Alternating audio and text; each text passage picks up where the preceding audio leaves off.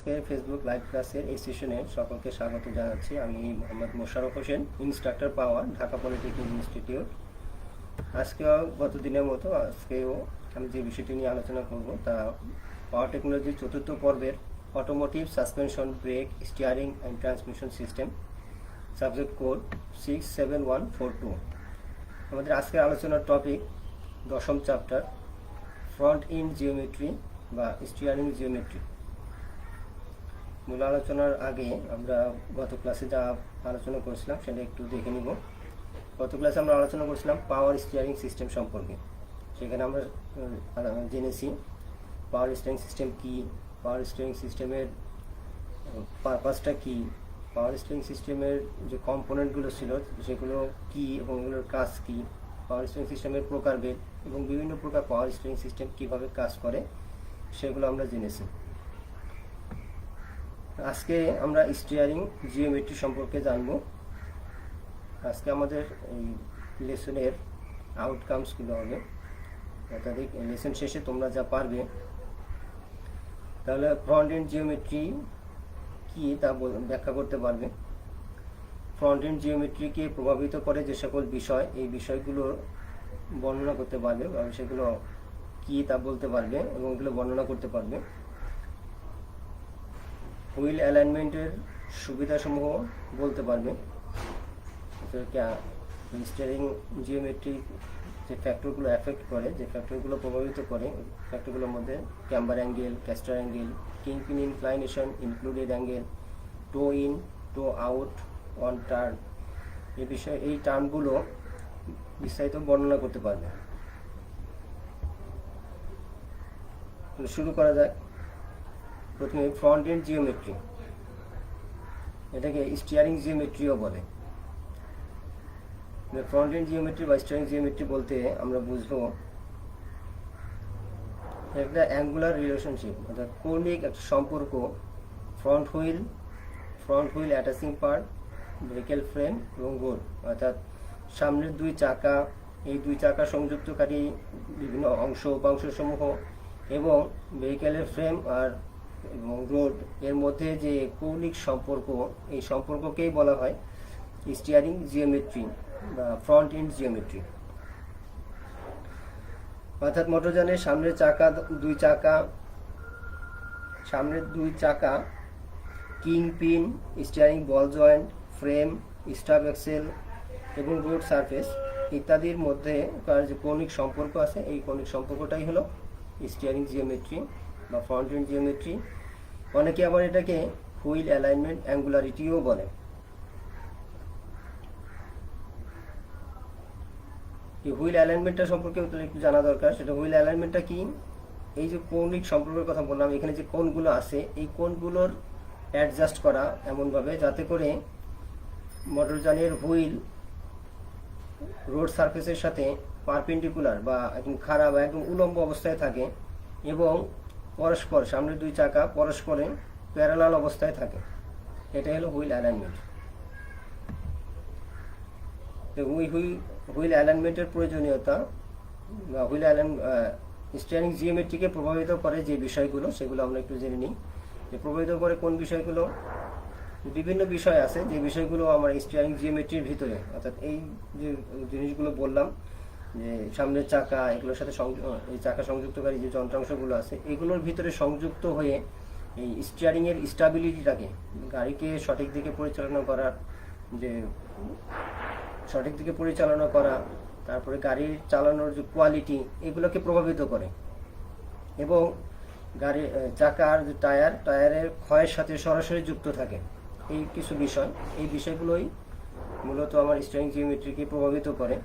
এই ফ্যাক্টরগুলি হলো camber angle, castor angle, king pin inclination, এর সাথে included angle, to in, to out, এই বিষয়গুলো। তো এই স্টিয়ারিং হুইল অ্যালাইনমেন্টের মধ্যে এই অ্যাঙ্গেলগুলোকেই মূলত অ্যাডজাস্ট করা হয়, সমন্বয় করা হয়।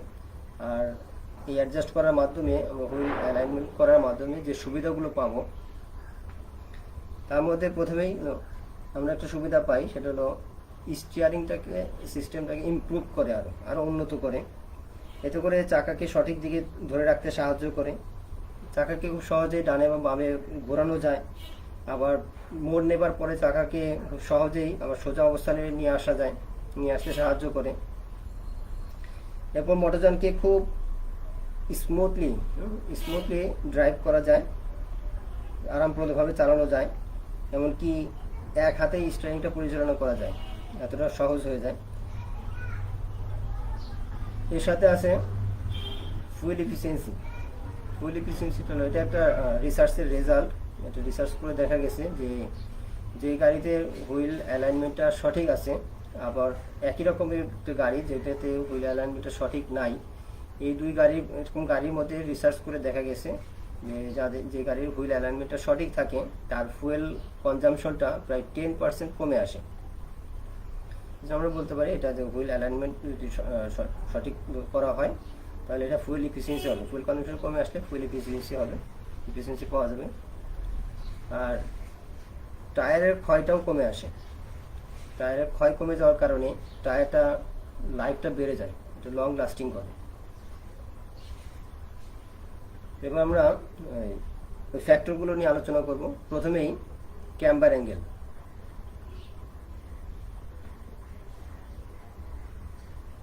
মোটরযানের সামনের চাকা দ্বয় মোটরযানের সাথে সংযুক্ত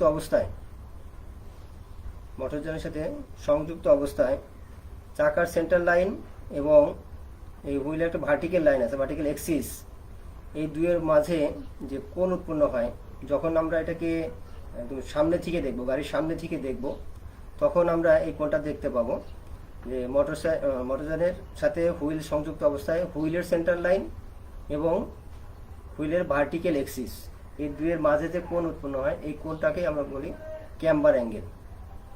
অনেকেই এটাকে হুইল র্যাকও বলে থাকে। এটাকে আমরা আরেকটু এই চিত্রের মধ্যে দেখতে পাচ্ছি যে হুইলটা মোটরযানের সাথে সংযুক্ত অবস্থায় একদম খাড়া অবস্থায় থাকে না, বা একটু ভিতরের দিকে বা বাইরের দিকে কাত অবস্থায় থাকে। এটাকে আমরা আরেকটু ভালোভাবে দেখব চিত্রের মাধ্যমে। এটা আমার রোড সারফেস, এটা ভার্টিক্যাল এক্সিস, এখানে দুটো চাকা মোটরযানের সাথে সংযুক্ত অবস্থায় আছে। এই ডটেড লাইনগুলো চাকার সেন্টার লাইন। এখানে চাকাটা খুব খারাপ অবস্থায় আছে। যদি এই অবস্থায় থাকে তাহলে হুইলের সেন্টার লাইনটা এই ভার্টিক্যাল এক্সিসের সাথে প্যারালাল অবস্থায় থাকবে, এক্সিসের উপরেই থাকবে, প্যারালাল অবস্থায় থাকবে। কিন্তু বাস্তবে এটা এরকম প্যারালাল অবস্থায় থাকে না, হয় বাইরের দিকে একটু কাত হয়ে থাকে অথবা ভেতরের দিকে একটু কাত অবস্থায় থাকে, বাইরের দিকে অথবা ভেতরের দিকে হেলানো অবস্থায় থাকে। তাহলে মোটরযানের এই হুইল তার ভার্টিক্যাল এক্সিসের সাথে হুইলের এই সেন্টার লাইন যে ভিতরের দিকে বা বাইরের দিকে যে কাত অবস্থায় থাকে, যে কোণ উৎপন্ন করে, ভার্টিক্যাল এক্সিসের সাথে হুইলের সেন্টার লাইন যে কোণ উৎপন্ন করে, এই কোণটাকে আমরা বলি ক্যাম্বার অ্যাঙ্গেল। এটা যেহেতু দুই রকমের হইতে পারে, ভিতরের দিকেও থাকতে পারে কাত হয়ে, বাইরের দিকেও থাকতে পারে, সেহেতু ক্যাম্বার অ্যাঙ্গেলও দুই প্রকার, একটা পজিটিভ ক্যাম্বার, একটা নেগেটিভ ক্যাম্বার। এটাকে আমরা একত্রে যদি দেখি, যদি চাকাটা একদম খারাপ অবস্থায় থাকতো তাহলে ভার্টিক্যাল লাইনটা, হুইলের সেন্টার লাইনটা ভার্টিক্যাল লাইন বরাবরই থাকতো, আর সেক্ষেত্রে কোনো ক্যাম্বার অ্যাঙ্গেল থাকতো না, ক্যাম্বার অ্যাঙ্গেল হচ্ছে 0। আর যখন হুইলটা বাহিরের দিকে কাত অবস্থায় থাকবে, তখন ভার্টিক্যাল এক্সিস, এই ভার্টিক্যাল এক্সিস এবং হুইলের সেন্টার লাইনের মধ্যে যে কোণ উৎপন্ন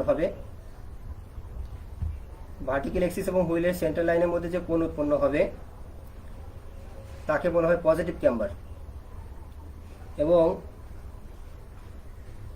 হুইলের সেন্টার লাইন ভার্টিক্যাল এক্সিসের সাথে যখন ভেতরের দিকে কাত অবস্থায় থাকবে, হুইলটা যখন ভেতরের দিকে কাত অবস্থায় থাকবে, তখন ভার্টিক্যাল এক্সিসের সাথে হুইলের সেন্টার লাইন যে কোণ উৎপন্ন করবে তাকে বলবো নেগেটিভ ক্যাম্বার।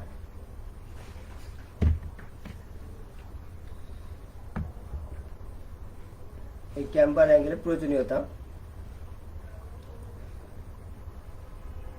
প্রথমে ইরেগুলার ট্রেড ওয়্যার, আমাদের চাকার থ্রেডের অসম ক্ষয় রোধ করার জন্য ক্যাম্বার অ্যাঙ্গেল প্রয়োজন। যদি এটা না করা হয়, ক্যাম্বার অ্যাঙ্গেল যদি অ্যাডজাস্ট করা না হয়, তাহলে চাকায় দেখবে যে চাকার ট্রেডের একটা সামান্য অংশ বা যে কোনো একদিকের অংশ রোডের সাথে সংস্পর্শে আছে, অন্য দিকটা রোড সারফেস থেকে একটু গ্যাপে আছে। এতে করে যে অংশটা রোড সারফেসের সাথে লেগে থাকবে ওই অংশটা বেশি ক্ষয় হয়ে যাবে, একদিকে বেশি ক্ষয় হয়ে যাবে, টায়ারের ট্রেড অসমভাবে ক্ষয় হবে। এটাকে রোধ করার জন্য আমার ক্যাম্বার অ্যাঙ্গেল অ্যাডজাস্ট করা প্রয়োজন, ক্যাম্বার অ্যাঙ্গেল প্রয়োজন।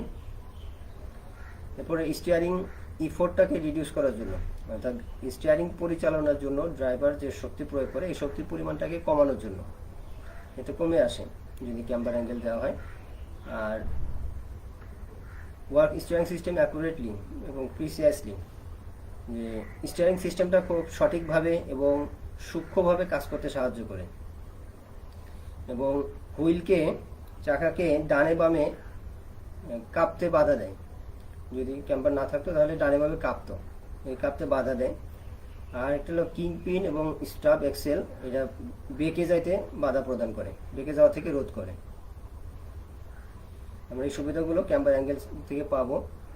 আর রেঞ্জ, ক্যাম্বার অ্যাঙ্গেলের রেঞ্জ নর্মালি 2 ডিগ্রি পর্যন্ত রাখা হয়, ক্যাম্বার অ্যাঙ্গেল 2 ডিগ্রি পর্যন্ত রাখা হয়। তবে সঠিক মানটা কত হবে ওই নির্দিষ্ট কোনো একটা নির্দিষ্ট গাড়ির জন্য, সেটা ওই গাড়ির প্রস্তুতকারক যারা, তারা যে ইনস্ট্রাকশন দিয়েছে সেটাকেই ফলো করতে হবে। এরপর আমরা জানবো ক্যাস্টার অ্যাঙ্গেল সম্পর্কে। ক্যাস্টার অ্যাঙ্গেল এটা হলো বটজানের এই যে হুইলের ভার্টিক্যাল এক্সিস এবং হুইলের সাথে যে কিং পিন সংযুক্ত থাকে, এই কিং পিনের সেন্টার লাইন বা কিং পিন, এই সেন্টার লাইনটাকে আমরা বলি স্টিয়ারিং এক্সিস। কিং পিনের এই যে লাইনটা কাত অবস্থায় যে লাইনটা দেখতেছি, এই লাইনটাকে আমরা বলি স্টিয়ারিং এক্সিস। আর এটা হলো হুইলের ভার্টিক্যাল এক্সিস। ভার্টিক্যাল এক্সিস এবং কিং পিনের সেন্টার লাইন বা স্টিয়ারিং এক্সিসের মধ্যবর্তী যে কোণ, এই কোণকেই বলা হয় ক্যাস্টার অ্যাঙ্গেল। এটা আমরা কীভাবে দেখব? যখন আমরা হুইলকে বা গাড়িকে সাইড থেকে দেখব, যখন আমরা এটাকে সাইড থেকে দেখব তখন আমরা এই কোণটা দেখতে পাবো। যখন আমরা সাইড থেকে তাকাবো তখন হুইলের ভার্টিক্যাল এক্সিস এবং স্টিয়ারিং এক্সিসের মধ্যবর্তী যে কোণ, এই কোণটাকে বলবো ক্যাস্টার অ্যাঙ্গেল। এটাও দুই দিকেই থাকতে পারে, এই জন্য ক্যাস্টার অ্যাঙ্গেলও 2 রকমের হয়ে থাকে, পজিটিভ ক্যাস্টার এবং নেগেটিভ ক্যাস্টার। এই ক্যাস্টার অ্যাঙ্গেলটা আমরা আর একটু চিত্রের মাধ্যমে দেখে নিব।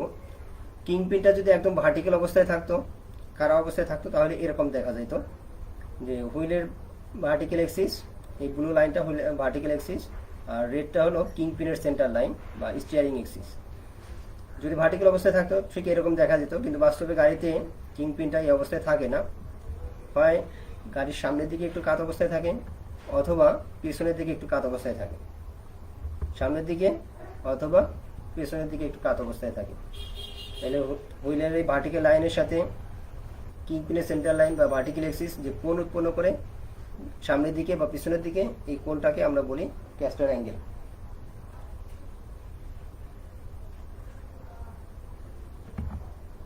এটাও 2 রকমের হয়ে থাকে। তাহলে এই জন্য একটা হলো পজিটিভ ক্যাস্টার, একটা হলো নেগেটিভ ক্যাস্টার। যখন এই ভার্টিক্যাল এক্সিসটা, যখন কিং পিনের সেন্টার লাইনটা বা স্টিয়ারিং এক্সিসটা ভার্টিক্যাল এক্সিস থেকে গাড়ির সামনের দিকে বেঁকে থাকবে, গাড়ির সামনের দিকে থাকবে, সামনের দিকে হেলানো অবস্থায় থাকবে, তখন তাকে আমরা বলবো নেগেটিভ ক্যাস্টার। যখন স্টিয়ারিং এক্সিস ভার্টিক্যাল এক্সিস থেকে গাড়ির পিছনের দিকে হেলে থাকবে, তখন তাকে বলা হয় পজিটিভ ক্যাস্টার। ক্যাস্টার অ্যাঙ্গেলের সুবিধা,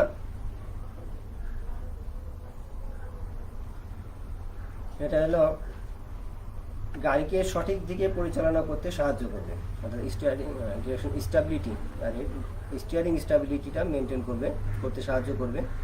গাড়িকে যে কোনো দিকে সহজেই বাঁক নিতে সাহায্য করবে এবং গাড়ি মোড় ঘোরার পরে আবার চাকাগুলো সোজা অবস্থায় আনতে সাহায্য করে এবং স্টিয়ারিংয়ের জন্য যে ইফোর্ট দেওয়া হয় এটাকেও কমাতে সাহায্য করে, চাকার ক্ষয় কমাতেও সাহায্য করে বা চাকার ক্ষয় কমে।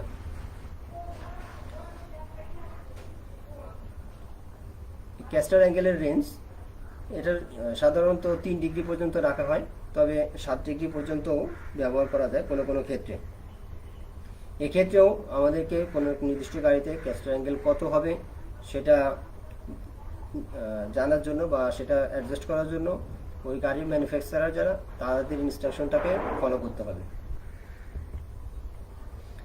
এবার দেখো কিংপিন ইনক্লাইনেশন, এটাকে স্টিয়ারিং এক্সিস ইনক্লাইনেশনও বলে। কিংপিন ইনক্লাইনেশনকে স্টিয়ারিং এক্সিস ইনক্লাইনেশনও বলে। মোটরযানের স্টিয়ারিং নাকলকে সাধারণত কিংপিনের সাহায্যে এক্সেলের সাথে লাগানো থাকে। আবার যদি সাসপেনশন সিস্টেমটা হয়, ইন্ডিপেন্ডেন্ট সাসপেনশন সিস্টেম হয়, সেক্ষেত্রে দুইটা বল জয়েন্টের মাধ্যমে আপার এবং লোয়ার কন্ট্রোল আর্মের সাথে লাগানো থাকে। আমার স্টিয়ারিং নাকল যেটা, এই স্টিয়ারিং নাকলটা এই যে আপার এবং লোয়ার আর্মের মাধ্যমে লাগানো থাকবে অথবা কিংপিনের মাধ্যমে লাগানো থাকবে, দুই রকমই থাকতে পারে। এখন এই কিংপিনের আমরা যদি গাড়িটাকে সামনের দিক থেকে দেখি, কিছুক্ষণ আগে আমরা দেখলাম ক্যাস্টার অ্যাঙ্গেলের সময় সাইড থেকে। এখন আমরা যদি সামনে থেকে দেখি তাহলে এই ভার্টিক্যাল এক্সিস এবং কিংপিনের সেন্টার লাইনের মধ্যে আর একটা কোণ দেখতে পাবো। ভার্টিক্যাল এক্সিস এবং কিংপিনের সেন্টার লাইনের মধ্যে আরও একটা কোণ দেখতে পাবো। এই কোণটাকে আমরা বলবো কিংপিন ইনক্লাইনেশন, অর্থাৎ গাড়ির হুইলের ভার্টিক্যাল এক্সিস এবং কিংপিনের সেন্টার লাইন বা স্টিয়ারিং এক্সিস এর মধ্যে যে কোণ আমরা সামনে থেকে তাকাইলে দেখব, এটাকেই বলা হয় কিংপিন ইনক্লাইনেশন।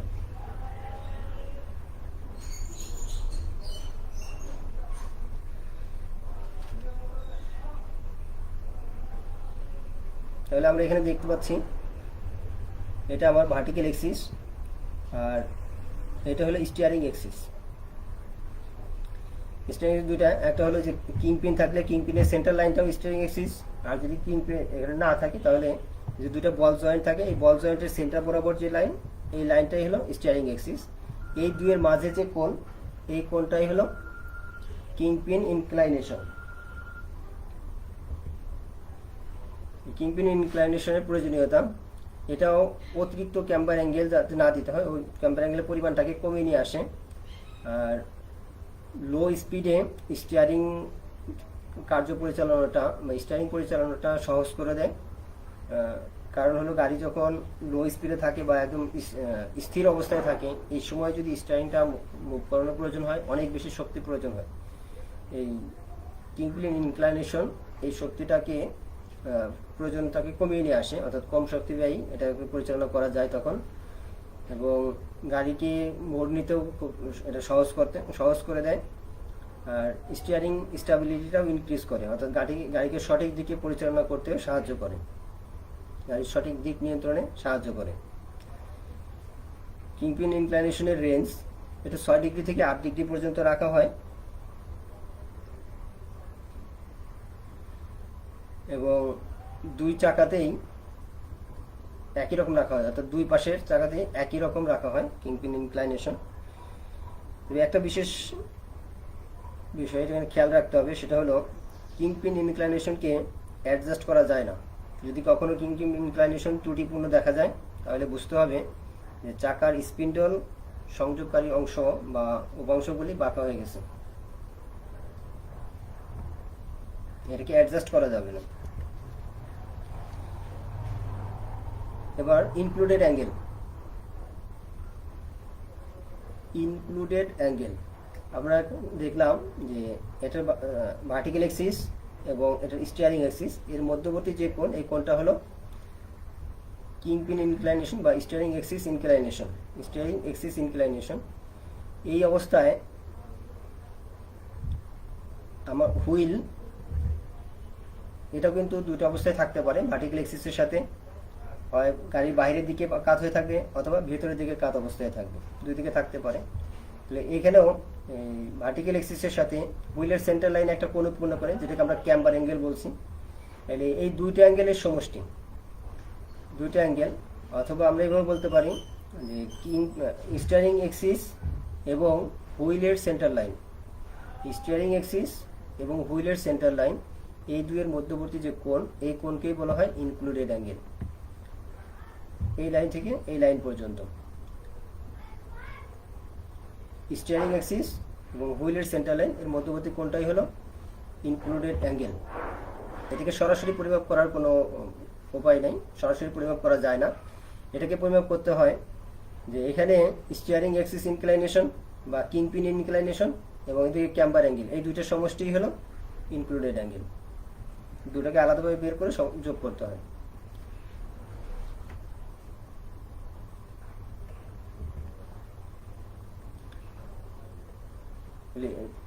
এটা আমরা আলোচনা করলাম যে included angle form between the steering axis inclination এবং দ্য ক্যাম্বার।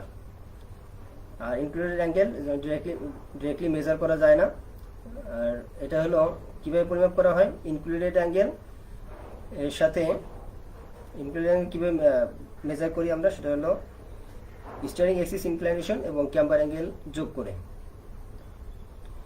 যদি ক্যাম্বার অ্যাঙ্গেলটা নেগেটিভ হয়ে যায় তখন included angle steering axis inclination থেকে কমে যায়, যেটা আমরা আগের চিত্রটি দেখি। এটা আমার সেন্টার ভার্টিক্যাল অ্যাক্সিস আর এটা হলো স্টিয়ারিং অ্যাক্সিস।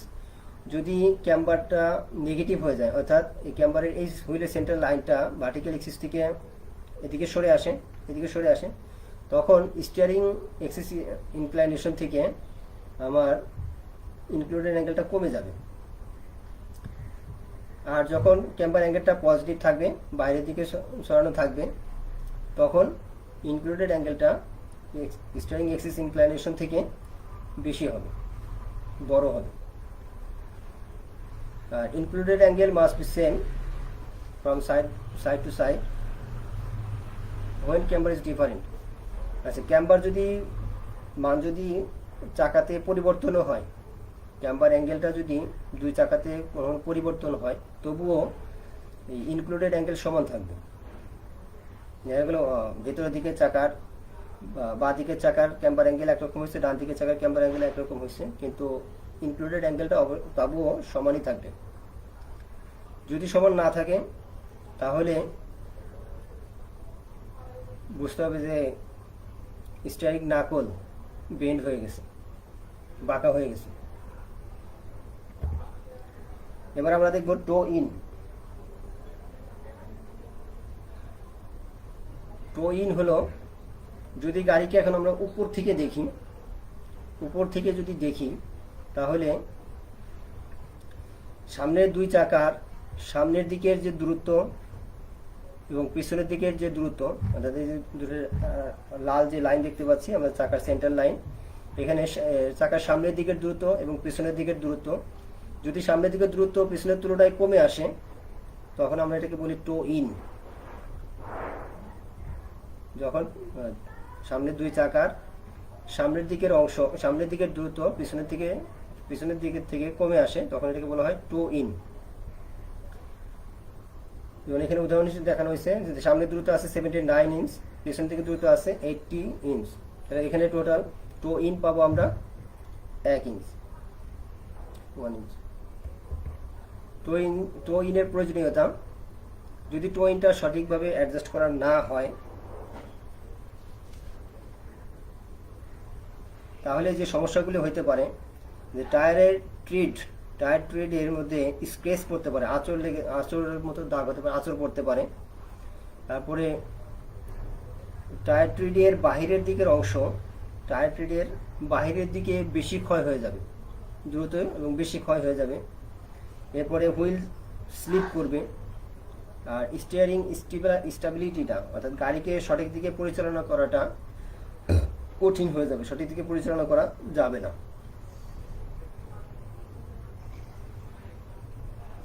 তো এই সমস্যাগুলো দূর করার জন্য আমাকে টো ইন অ্যাডজাস্ট করতে হয়। এবার টো আউটটা ঠিক টো ইনের বিপরীত। যখন গাড়ির সামনের দুই চাকার সামনের দিকের দ্রুত পিছনের দিকের তুলনায় বেড়ে যাবে তখন এটাকে বলা হয় টো আউট। গাড়িটা স্থির অবস্থায় আছে, এই সময় আমরা যদি দেখি মেপে যে সামনের দিকের দূরত্ব পিছনের দিকের দূরত্বের তুলনায় বেড়ে গেছে। আর এটা আমরা দেখতে পাবো যদি উপর থেকে তাকাই, তখন আমরা এটাকে বলি টো আউট। যেমন এখানে বলা যায় যদি আমার সামনের দিকে দূরত্ব মেজার করে আমরা পাই 80 ইঞ্চ আর পিছনের দিকে দূরত্ব মেপে পাই 79 ইঞ্চ, তখন আমরা বলতে পারি এটাকে এখানে টো আউট হয়ে আছে 1 ইঞ্চ। সাধারণত টো আউট মোটরযানে রাখা হয় না, খুব একটা দেখা যায় না, বিশেষ বিবেচনায় কখনো কখনো থাকতে পারে এবং এটার পরিমাণও খুব কম। এবার আমরা দেখব টো আউট অন টার্ন বা টার্নিং রেডিয়াস। টো আউটটা আমরা গাড়ি যখন সোজাভাবে চলে, সাধারণত সোজা রাস্তায় চলার সময় মোটরযানের চাকাতে টো আউট রাখা হয় না। যখন মোটরযান মোড় ঘুরে, কোনো বাঁকা রাস্তায় মোড় ঘুরে, তখন ভেতরের দিকে চাকার তুলনায় গাড়ি মোড় নেবার সময়, যেমন গাড়িটা এখন বাঁ দিকে মোড় নিচ্ছে, তখন এই ভেতরের দিকে চাকার তুলনায় বাইরের দিকে চাকাকে অনেক বেশি দ্রুত অতিক্রম করতে হয়। আমরা জানি যে মোড় নেবার সময় গাড়ির ভিতরের দিকে চাকাকে বাইরের দিকে চাকাকে ভিতরের দিকে চাকার তুলনায় বেশি দূরত্ব অতিক্রম করতে হয়। এই জন্য আর ভিতরের দিকে চাকা যেহেতু কম দ্রুত অতিক্রম করে, তাকে বেশি কোণে ঘুরতে হয়। বাইরের দিকে চাকা সেই তুলনামূলক কম কোণে ঘুরে। ভিতরের দিকে চাকা যেহেতু কম দ্রুত অতিক্রম করে, তাকে বেশি কোণে ঘুরতে হয়, আর বাইরের দিকে চাকা যেহেতু বেশি দ্রুত অতিক্রম করে, তাকে কম কোণে ঘুরতে হয়। তবে আমাদের এই চিত্রের মধ্যে আমরা দেখতে পাচ্ছি যে ভিতরের দিকে চাকা 23 ডিগ্রি কোণে ঘুরছে আর বাইরের দিকে চাকা 20 ডিগ্রি কোণে ঘুরছে। এমন অবস্থায় সামনের দিকের চাকার সামনের যে অংশটা, এই অংশ বাইরের দিকে চাকার এই সামনের অংশটা আমরা এখানে মেজার করে দেখবো যে এটা যেহেতু বেশি ভিতরে চলে আসছে, এটা কম আসছে, তাহলে এখানে টো আউট সৃষ্টি হবে, টো আউট তৈরি হবে, টো আউট হবে। এই টো আউটটা এটাকে বলা হয় toe out on turn, toe out on turn. তাহলে আমরা এখানে টো আউটটা কত পাচ্ছি?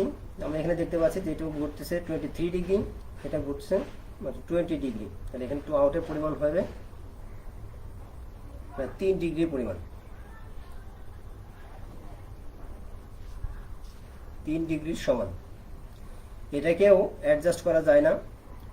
আর যদি কোনো প্রবলেম দেখা যায় তাহলে বুঝতে হবে স্টিয়ারিং আর্মটা বেঁকে গেছে এবং স্টিয়ারিং আর্মটা তখন রিপ্লেস করতে হবে।